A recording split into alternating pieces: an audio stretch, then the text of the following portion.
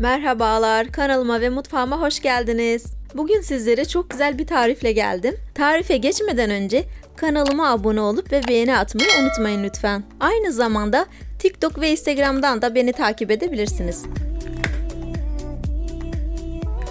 Hiç vakit kaybetmeden dilerseniz tarifimize geçelim. Öncelikle dolmalık biberlerimizi ince ince doğruyoruz. Ardından kırmızı biberimizi doğruyoruz.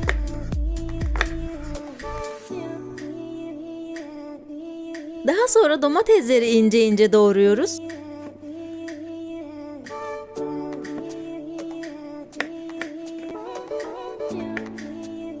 Sarımsakları da çok parçalamadan ince ince doğruyoruz.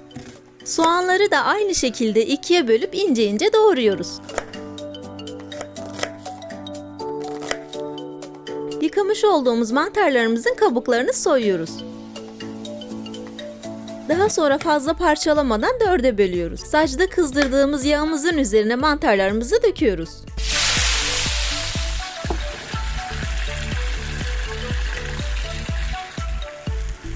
Mantarlar suyunu çektikten sonra sebzelerimizi ekliyoruz.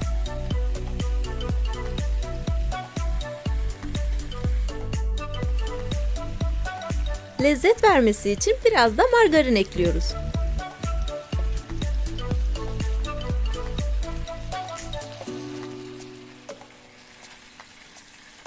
Son olarak baharatlarımızı da ekleyip pişirmeye bırakıyoruz.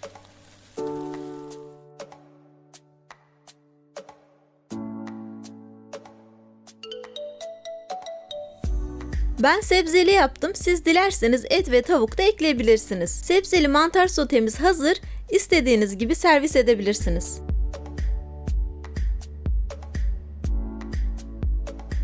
Şimdiden deneyecek olanlara afiyet olsun. Kanalıma abone olup ve beğeni atmayı unutmayın lütfen. Bir sonraki yemek tarifimde görüşmek üzere.